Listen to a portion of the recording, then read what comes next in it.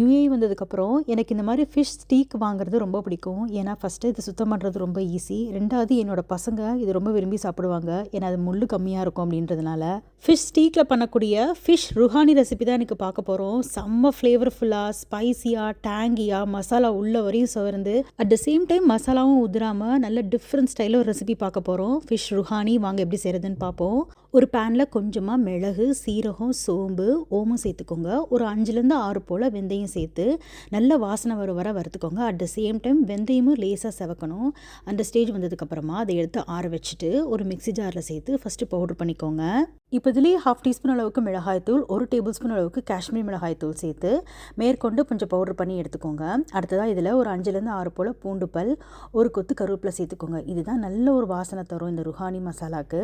அடுத்ததாக பச்சை மிளகா, நான் காரம் இல்லாத பச்சை மிளகானால 2 சேர்க்குறேன். அப்படி காரம் இருந்துச்சுன்னா நீங்கள் ஒன்று சேர்த்துக்கோங்க. ஒரு அரை தக்காளி பழத்தை வெட்டி சேர்த்துக்கோங்க. அடுத்ததாக ஒரு 1/2 லெமனை பிழிஞ்சு விட்டுக்கோங்க. இப்போ இது எல்லாத்தையும் நல்லா பேஸ்ட்டாக அரைச்சி எடுத்துக்க போகிறோம். அடுத்ததாக இதை அப்படியே ஒரு பவுலுக்கு மாற்றிக்கோங்க. அதில் தேவையான அளவுக்கு உப்பு சேர்த்துக்கோங்க. ஒரு டேபிள் ஸ்பூன் அளவுக்கு அரிசி மாவு சேர்த்து நல்லா கலந்து விட்டுக்கோங்க. மிக்ஸி அலசின தண்ணியும் சேர்த்து நல்லா மிக்ஸ் பண்ணி எடுத்துக்கோங்க.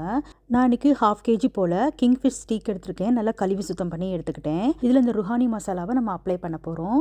ஆக்சுவலாக இது ஸ்டீக்குன்ட்டு இல்லை, எந்த ஃபிஷ்க்குமே இந்த மசாலா ரொம்ப ரொம்ப சூப்பராக இருக்கும். சின்ன மீன், பெரிய மீன் எல்லாத்துக்குமே இந்த ருஹானி மசாலா ரொம்ப ரொம்ப சூப்பராக இருக்கும்.